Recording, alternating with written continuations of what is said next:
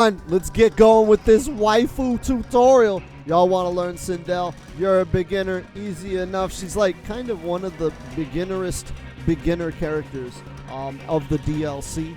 If you bought Mortal Kombat Ultimate, she's not DLC. She just comes with the whole Ultimate package. But if you bought like the base game or the Aftermath or whatever, I forget whatever versions, but she was a DLC, and the DLC characters are usually a little bit more complicated. Sindel seemed to be the most beginner-friendly character of the DLC. She's a lot of fun. She's real effective, and good God, do they hate her in Combat League. So if you want to be one of those people that is hated in the ranked mode, you are absolutely in the right place. So why would we pick this character? Well, you're timid and you like the mix. Sindel, her character archetype, I would classify her as hit and run mix machine, right? So she's got a lot of like overheads and lows, a lot of mix-ups, but she's got like really good movement, right? You see her wave, well, not wave dashing, but because I'm on PlayStation, it's hard. But she has a very good wave dash, very good movement, and she's got moves, like her attacks get her into range, and then you can just back dash again and go back in. So she's constantly going to be moving in, doing a mix-up, moving out after you're wrong, right? Go in, do a mix-up. If it hits, combo, wall carry, whatever. If it's block, back dash, and then wait to try it again. That's Sindel. That's her character archetype.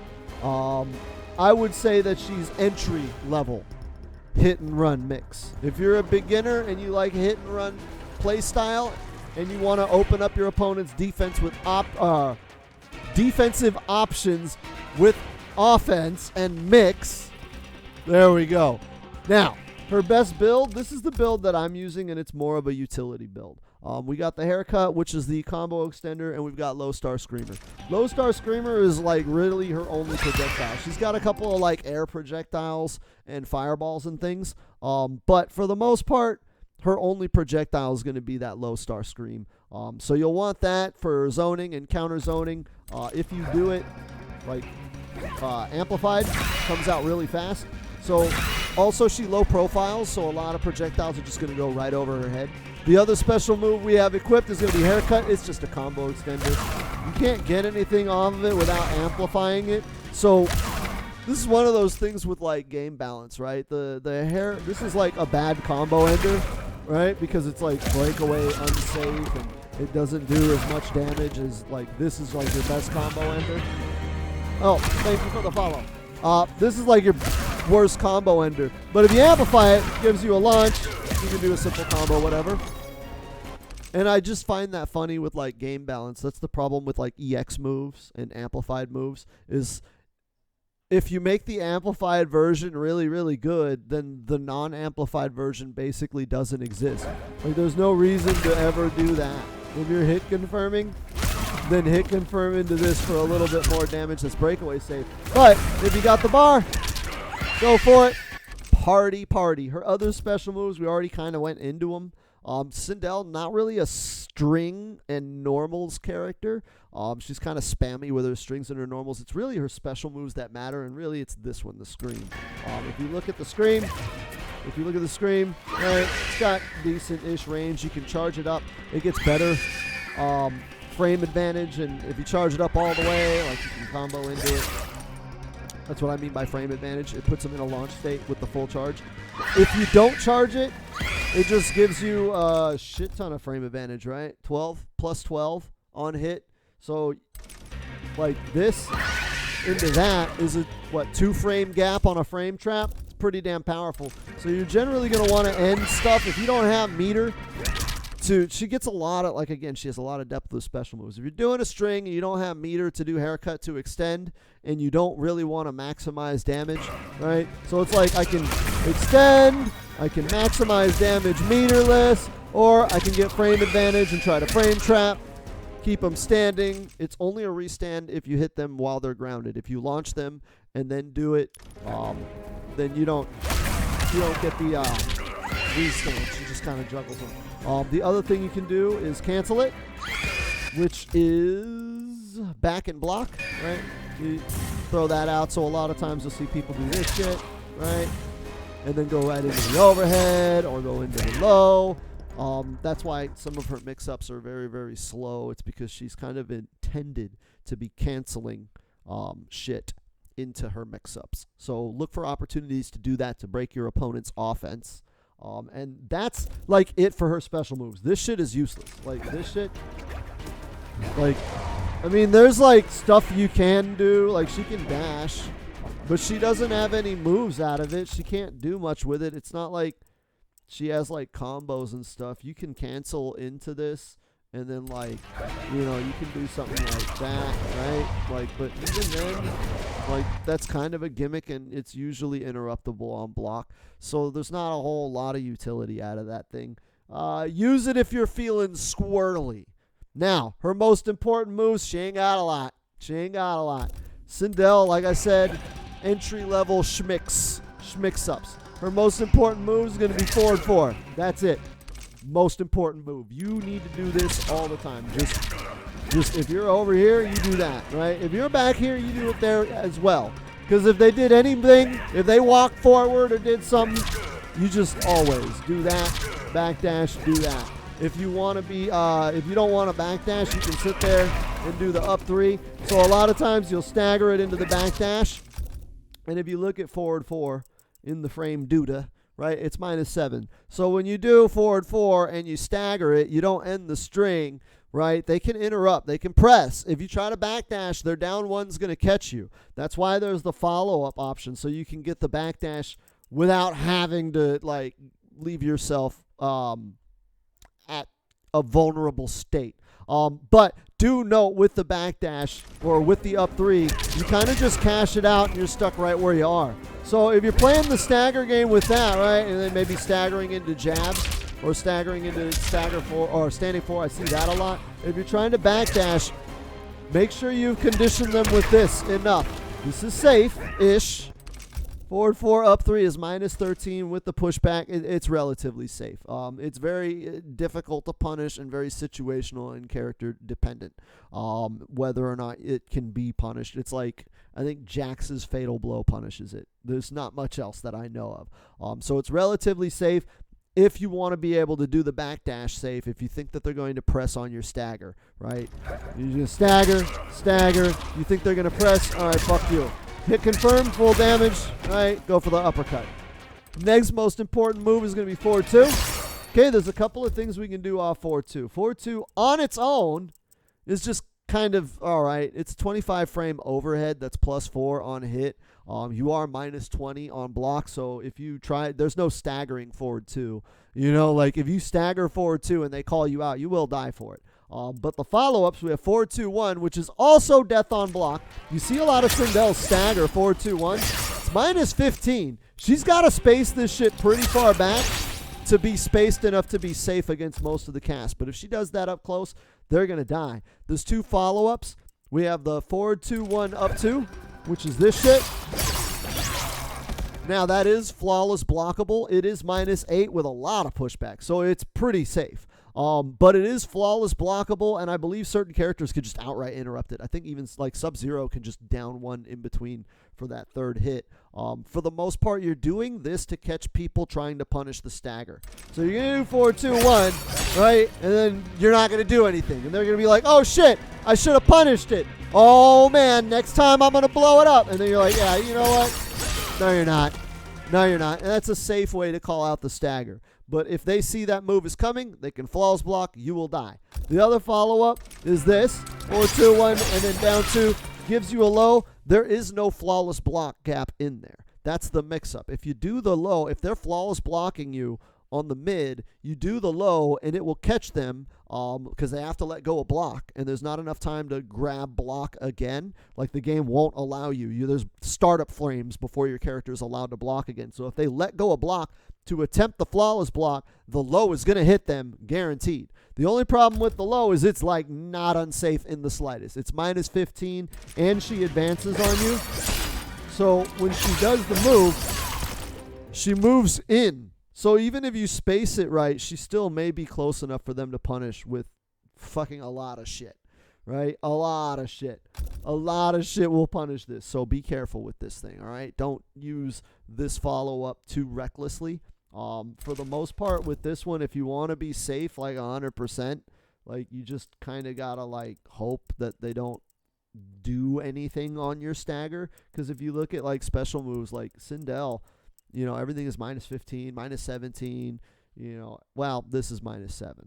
So you can cancel into this and be somewhat safe at certain ranges. Certain ranges, somewhat. Allegedly safe. Next most important move is going to be back 3. So you got back 3, 4, 3, or back 3, 4, and then the other follow-up is going to be back 3, 4, 2, and back 3, 4, 4. So you got back 3, 4, 2, gives you the high, back 3, 4, 4, gives you the overhead. Okay, the high, if it lands on its own, gives you the crushing blow. It gives you the butt blow, right? So you can whiff it from like back here to get that crushing blow. But the main thing that you're trying to do on this one is, here's the mix-up in how this string works, is you do back 3 into the overhead, and you condition them with that. But or you condition them with the high to sneak in the overhead. The overhead is unsafe, right? So you condition them with this high. They're going to be blocking standing because they're afraid of the overhead.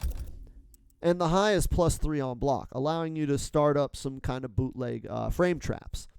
They block the high, you're at plus frames, they're getting pressured. Eventually they're going to start trying to duck the high. Once they start ducking the high, that's when you pull out the overhead. The overhead will hit them. So that's the back and forth with this string. It starts off really slow. So back 3, you're like, oh, it's 19 frames. Like, that's kind of ugly, especially for the range that it's at. But the reason why back 3, you're not going to really be doing it raw. Like, you'll do it off of frame advantage. You know, so if I fucking hit you with, like, this shit, right, and then I'm at +3, then I'll go for the back 3. You find a way to give yourself some plus frames, and then you go for back 3, and it'll kind of get covered by your plus frames. But as a whiff punish, right, like you're doing the mash game, this is really good. Because she hops up. So she high profiles. She high crushes, she high profiles, low crushes, pokes. So you do a down 1, backdash into that, and their poke will often whiff. And then you can land that. And especially because it's really, really slow, you actually want it to be really, really slow. You'll do it after a poke if you anticipate they're going to try and poke back. And it's a pretty decent hit confirm. Boom, boom. Right? You just get easy shit. Right? Sindel's combos aren't that hard. But that's pretty much what you're going to be using that string for. Her next most important move is going to be this shit. Back 2. You get a lot of easy follow-ups, you know. That sort of shit. It's just a launcher. It's safe when spaced properly. So we're looking at our frame data here, and chat is in the way. I'm going to tell chat to fuck off real quick. Do me a favor, chat. Fuck off real quick, okay? So chat is fucked off. If you see the frame data, it's -17. But on block, right, she jumps back. She leaps back when she does the move. So yeah, she's -17, but they've got to have a 7-frame move or 16-frame move that reaches that far. So it's very, again, wishy-washy on whether or not it's safe or unsafe. For certain characters, it's like if she's fighting someone like Kung Lao, 100% safe. There's not much he can do about it at that range. Fighting Liu Kang, death, flying kick punish every time, right? So be careful about the back 2. It is a quasi-safe launcher. You can do easy shit like this. Right? Just a simple basic combo for 30% 1 bar. Not bad for a launcher. Pretty ornery as a mix-up tool and as it being safe. So she's got like this shit, right? But you throw in that, and now you're starting to see what I'm saying, right? You do that, back up, boom, low. Do that, back up, overhead. Hit and run mix. Okay. Anyways, there's not much that needs to be said about back 2. It's a quasi-safe launcher that does what's or it's a quasi-safe low launcher that does what's advertised. Her other important move is standing 4. It's overhead. First hit special cancelable. You're never going to do that, but it's overhead. But if you do it really deep, right? So I know what you're thinking. I know what you're thinking. Right? The first hit's a high, man. The first hit's a high. They're going to duck it and mash on me. And then I'm going to have to fucking, and then my overhead's not going to hit. But if you're close enough, if you do it close enough in, it actually makes contact. It actually makes contact and forces the block. So they've got to block it high, right? And you look at the frame advantage, it's -3 on block. That's not bad. It gives you a pretty decent knockdown. It's not like a great knockdown. They can still up 2 or up 3 or whatever delay. But you're at +27 on knockdown. It gives you enough time to backdash or maybe go for a safe jump. Standing 4 is just kind of a good utility move. And that's it for her important moves. There's really not a lot to Sindel. I know there's probably somebody in the chat or in the comments and go, "What about her down 1 or down 3? Listen, all of her generic universal moves are pretty generic and universal. Her down 1 used to be significant because it was back when her down 1 was one of the few that was like +15 or whatever. What is it, +15? +14. So she used to be one of the few characters whose down 1 was +14. Now everybody's down 1 is plus about that much, so that's not significant.